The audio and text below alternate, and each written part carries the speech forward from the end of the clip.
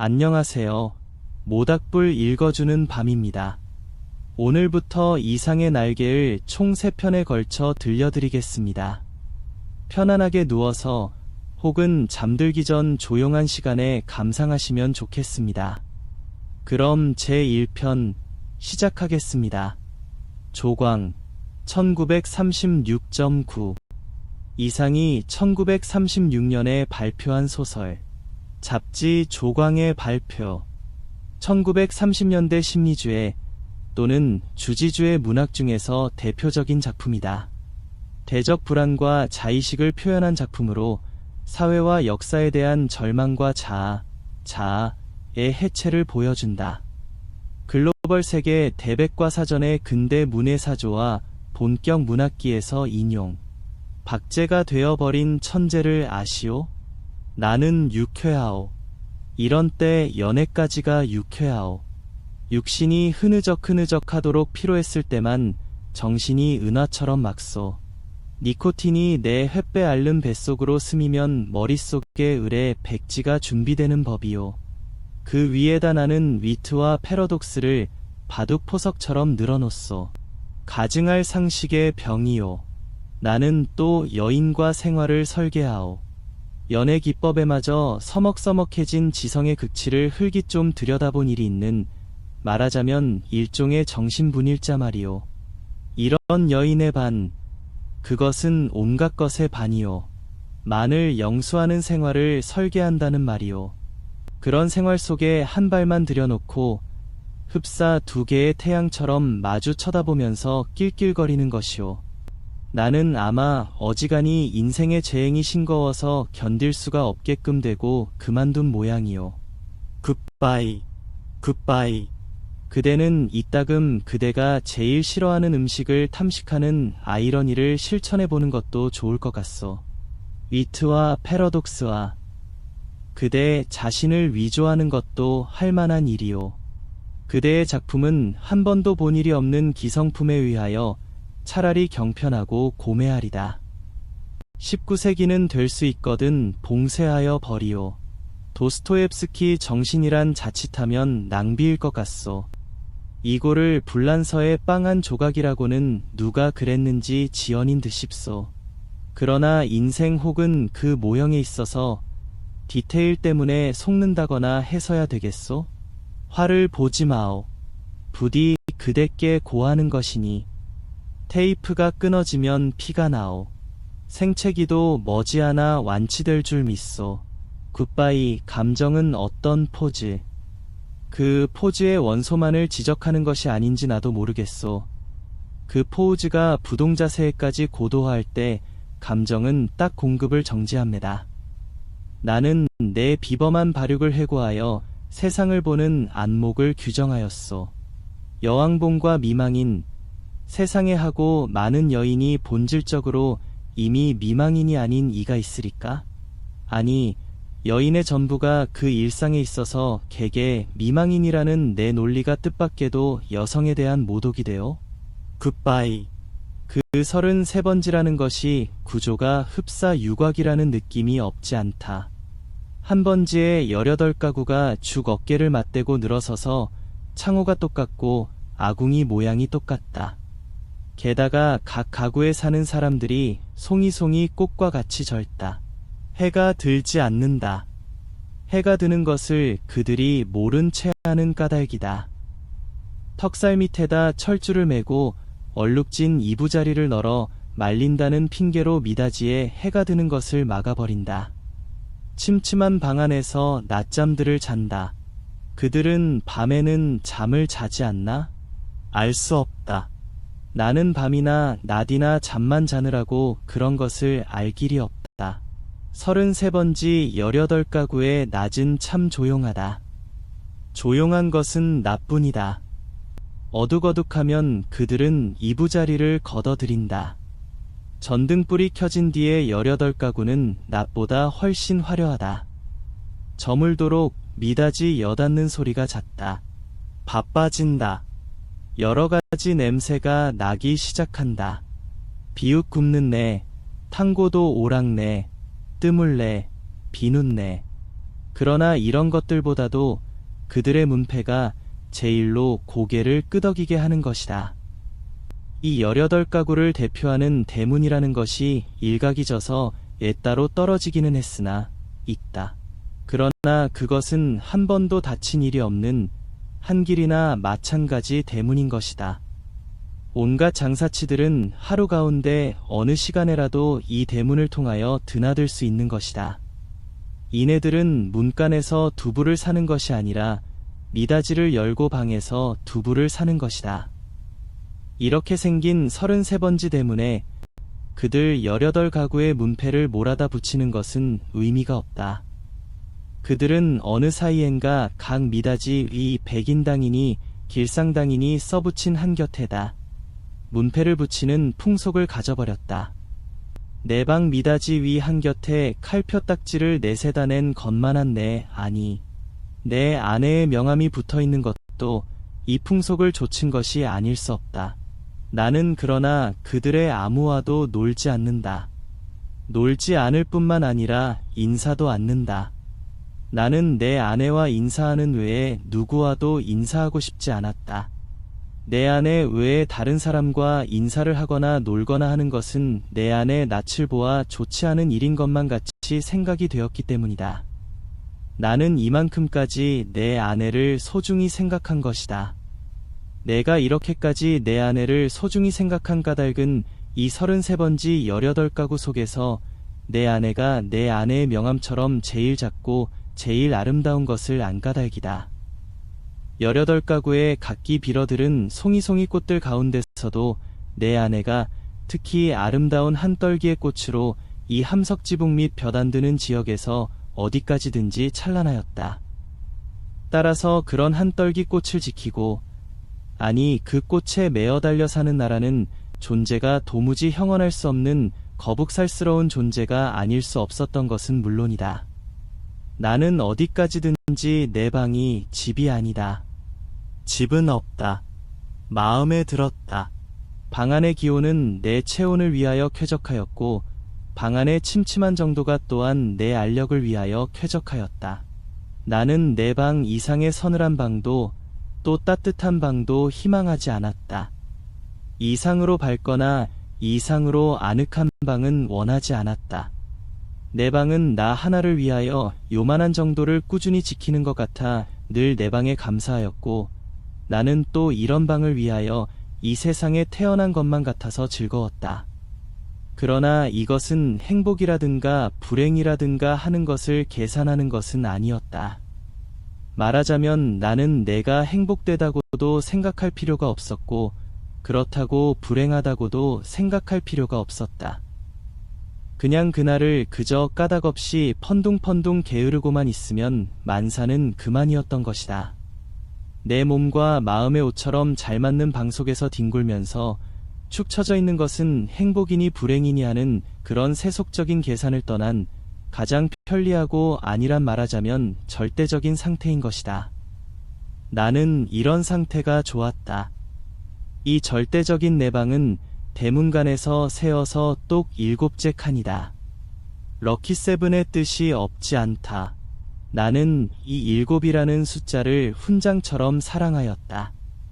이런 이 방이 가운데 장지로 말미암아 2칸으로 나뉘어 있었다는 그것이 내 운명의 상징이었던 것을 누가 알라? 아랫방은 그래도 해가 든다. 아침결에 책보만한 해가 들었다가 오후에 손수건만 해지면서 나가버린다. 해가 영영 들지 않는 이 방이 즉 내 방인 것은 말할 것도 없다. 이렇게 볕 드는 방이 아내의 방이요 볕 안 드는 방이 내 방이요 하고 아내와 나 둘 중에 누가 정했는지 나는 기억하지 못한다. 그러나 나에게는 불평이 없다. 아내가 외출만 하면 나는 얼른 아랫방으로 와서 그 동쪽으로 난 들창을 열어놓으면 들이비치는 햇살이 아내의 화장대를 비춰 가지각색 병들이 아롱이 지면서 찬란하게 빛나고 이렇게 빛나는 것을 보는 것은 다시 없는 내 오락이다. 나는 조그만 돋보기를 꺼내가지고 아내만이 사용하는 지리가미를 꺼내가지고 그을려가면서 불장난을 하고 논다. 평행광선을 굴절시켜서 한 초점에 모아가지고 그 초점이 따끈따끈해지다가 마지막에는 종이를 그을리기 시작하고 가느다란 연기를 내면서 드디어 구멍을 뚫어놓는 데까지 이르는 고 얼마 안 되는 동안의 초조한 맛이 죽고 싶을 만큼 내게는 재미있었다. 이 장난이 실증이 나면 나는 또 아내의 손잡이 거울을 가지고 여러 가지로 논다. 거울이란 제 얼굴을 비칠 때만 실용품이다. 그 외의 경우에는 도무지 장난감인 것이다. 이 장난도 곧 실증이 난다. 나의 유의심은 육체적인 데서 정신적인 데로 비약한다. 나는 거울을 내던지고 아내의 화장대 앞으로 가까이 가서 나란히 늘어놓인 그 가지각색의 화장품 병들을 들여다본다. 그것들은 세상의 무엇보다도 매력적이다.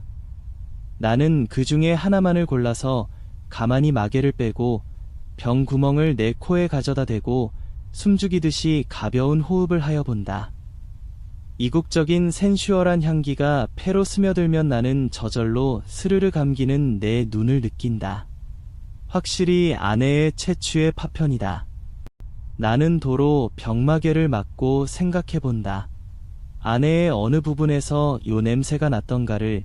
그러나 그것은 분명하지 않다. 아내의 채취는 여기 늘어섰을 가지각색 향기의 합계일 것이니까. 아내의 방은 늘 화려하였다. 내 방이 벽에 못한 게 꽂히지 않은 소박한 것인 반대로 아내 방에는 천장 밑으로 쫙 돌려못이 박히고 못마다 화려한 아내의 치마와 저고리가 걸렸다. 여러 가지 무늬가 보기 좋다. 나는 그 여러 조각의 치마에서 늘 아내의 동체와 그 동체가 될 수 있는 여러 가지 포즈를 연상하고 연상하면서 내 마음은 늘 점잖지 못하다. 그렇건만 나에게는 옷이 없었다. 아내는 내게 옷을 주지 않았다. 입고 있는 코르덴 양복 한 벌이 내 자리옷이었고 통상복과 나들이 옷을 겸한 것이었다. 그리고 하이넥의 스웨터가 한 조각 사철을 통한 내 네이다. 그것들은 하나같이 다 빛이 검다. 그것은 내 짐작 같아서는 즉 빨래를 될 수 있는 데까지 하지 않아도 보기 싫지 않게 하기 위한 것이 아닌가 한다. 나는 허리와 두 가랑이 세 군데 다 고무밴드가 끼어있는 부드러운 사루마다를 입고 그리고 아무 소리 없이 잘 놀았다. 어느덧 손수건 만해졌던 볕이 나갔는데 아내는 외출해서 돌아오지 않는다. 나는 요만이라도 좀 피곤하였고 또 아내가 돌아오기 전에 내 방으로 가 있어야 될 것을 생각하고 그만 내 방으로 건너간다. 내 방은 침침하다. 나는 이불을 뒤집어 쓰고 낮잠을 잔다. 한 번도 거둔 일이 없는 내 이부자리는 내 몸뚱이의 일부분처럼 내게는 참 반갑다. 잠은 잘 오는 적도 있다. 그러나 또 전신이 까칫까칫하면서 영잠이 오지 않는 적도 있다. 그런 때는 아무 제목으로나 제목을 하나 골라서 연구하였다. 나는 내 좀 축축한 이불 속에서 참 여러 가지 발명도 하였고 논문도 많이 썼다. 시도 많이 지었다. 그러나 그것들은 내가 잠이 드는 것과 동시에 내 방에 담겨서 철철 넘치는 그 흐느흐느한 공기에 다 비누처럼 풀어져서 온데간데없고 한잠 자고 깨인 나는 속이 무명언거피나 메밀 껍질로 띵띵 찬 한 덩어리 베개와도 같은 한 벌 신경이었을 뿐이고 하였다. 그러기에 나는 빈대가 무엇보다도 싫었다. 그러나 내 방에서는 겨울에도 몇 마리의 빈대가 끊이지 않고 나왔다. 내게 근심이 있었다면 오직 이 빈대를 미워하는 근심일 것이다. 나는 빈대에게 물려서 가려운 자리를 피가 나도록 긁었다. 쓰라리다. 그것은 그윽한 쾌감에 틀림없었다. 나는 혼곤히 잠이 든다. 나는 그러나 그런 이불 속의 사색 생활에서도 적극적인 것을 궁리하는 법이 없다. 내게는 그럴 필요가 대체 없었다. 만일 내가 그런 좀 적극적인 것을 궁리해내었을 경우에 나는 반드시 내 아내와 의논하여야 할 것이고 그러면 반드시 나는 아내에게 꾸지람을 들을 것이고 나는 꾸지람이 무서웠다느니 보다는 성가셨다. 내가 제법 한 사람의 사회인의 자격으로 일을 해보는 것도, 아내에게 사설 듣는 것도 나는 가장 게으른 동물처럼 게으른 것이 좋았다. 될 수만 있으면 이 무의미한 인간의 탈을 벗어 버리고도 싶었다. 나에게는 인간 사회가 스스러웠다. 생활이 스스러웠다. 모두가 서먹서먹할 뿐이었다. 아내는 하루에 2번 세수를 한다. 나는 하루 1번도 세수를 하지 않는다. 나는 밤중 3시나 4시쯤에서 변소에 갔다. 달이 밝은 밤에는 한참씩 마당에 우두커니 섰다가 들어오곤 한다. 그러니까 나는 이 18가구의 아무와도 얼굴이 마주치는 일이 거의 없다. 그러면서도 나는 이 18가구의 젊은 여인네 얼굴들을 거반다 기억하고 있었다. 그들은 하나 같이 내 아내만 못하였다. 11시쯤에서 하는 아내의 첫 번 세수는 좀 간단하다. 그러나 저녁 7시쯤에서 하는 2번째 세수는 손이 많이 간다. 아내는 낮에보다도 밤에 더 좋고 깨끗한 옷을 입는다. 그리고 낮에도 외출하고 밤에도 외출하였다. 아내에게 직업이 있었던가? 나는 아내의 직업이 무엇인지 알 수 없다. 만일 아내에게 직업이 없었다면 같이 직업이 없는 나처럼 외출할 필요가 생기지 않을 것인데, 아내는 외출한다. 외출할 뿐만 아니라 내객이 많다. 아내에게 내객이 많은 날은 나는 온종일 내 방에서 이불을 쓰고 누워 있어야만 된다.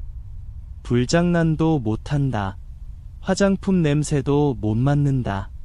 그런 날은 나는 의식적으로 우울해하였다. 그러면 아내는 나에게 돈을 준다. 50전짜리 은하다. 나는 그것이 좋았다.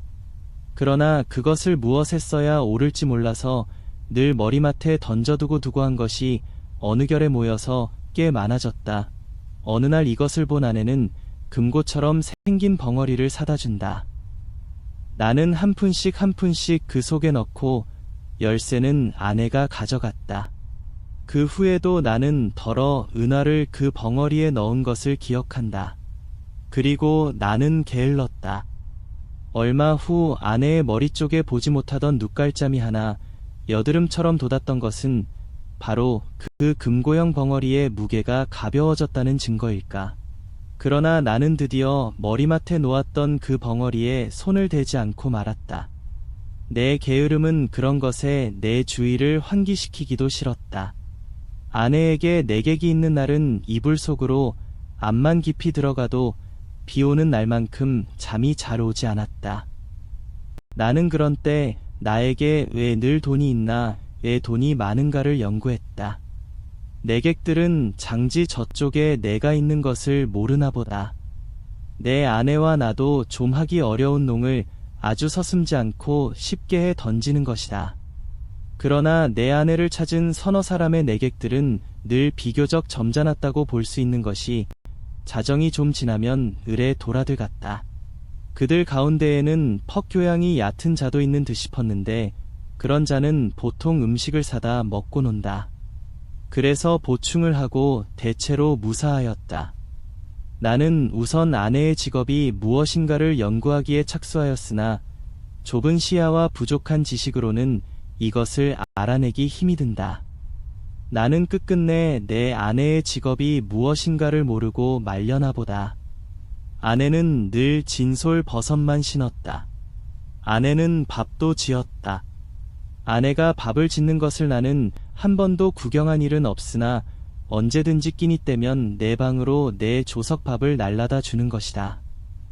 우리 집에는 나와 내 아내 외에 다른 사람은 아무도 없다. 이 밥은 분명 아내가 손수 지었음에 틀림없다. 그러나 아내는 한 번도 나를 자기 방으로 부른 일은 없다. 나는 늘 입방에서나 혼자서 밥을 먹고 잠을 잤다. 밥은 너무 맛이 없었다. 반찬이 너무 엉성하였다.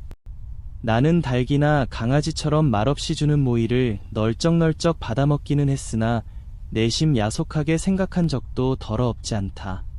나는 안색이 여지없이 창백해가면서 말라 들어갔다. 나날이 눈에 보이듯이 기운이 줄어들었다. 영양 부족으로 하여 몸뚱이 곳곳의 뼈가 불쑥불쑥 내어 밀었다. 하룻밤 사이에도 수십 차를 돌쳐 눕지 않고는 여기저기가 배겨서 나는 배겨낼 수가 없었다. 그렇기 때문에 나는 내 이불 속에서 아내가 늘 흔히 쓸 수 있는 저 돈의 출처를 탐색해내는 일변 장지 틈으로 새어나오는 아랫방의 음성은 무엇일까를 간단히 연구하였다. 나는 잠이 잘 안 왔다. 깨달았다. 아내가 쓰는 그 돈은 내게는 다만 실없는 사람들로밖에 보이지 않는 까닭모를 내객들이 놓고 가는 것이 틀림없으리라는 것을 깨달았다. 그러나 왜 그들 내객은 돈을 놓고 가나? 왜 내 아내는 그 돈을 받아야 되나? 하는 예의 관념이 내게는 도무지 알 수 없는 것이었다. 그것은 그저 예의에 지나지 않는 것일까? 그렇지 않으면 혹 무슨 대가일까? 보수일까? 내 아내가 그들의 눈에는 동정을 받아야만 할 한가엾은 인물로 보였던가? 이런 것들을 생각하노라면 으레 내 머리는 그냥 혼란하여 버리고 하였다. 잠들기 전에 획득했다는 결론이 오직 불쾌하다는 것뿐이었으면서도 나는 그런 것을 아내에게 물어보거나 한 일이 참 한 번도 없다. 그것은 대체 귀찮기도 하려니와 한잠 자고 일어나는 나는 사뭇단 사람처럼 이것도 저것도 다 깨끗이 잊어버리고 그만두는 까닭이다. 내객들이 돌아가고 혹 외출해서 돌아오고 하면 아내는 간편한 것으로 옷을 바꾸어 입고 내 방으로 나를 찾아온다. 그리고 이불을 들치고 내 귀에는 영 생동생동한 몇 마디 말로 나를 위로하려 든다. 나는 조소도 고소도 홍소도 아닌 웃음을 얼굴에 띠고 아내의 아름다운 얼굴을 쳐다본다. 아내는 방글에 웃는다. 그러나 그 얼굴에 떠도는 일말의 애수를 나는 놓치지 않는다. 제1편은 여기까지입니다. 다음 편에서 이야기가 이어집니다. 좋아요와 구독을 눌러주시면 다음 편이 올라올 때 바로 만나보실 수 있습니다. 모닥불 읽어주는 밤이었습니다.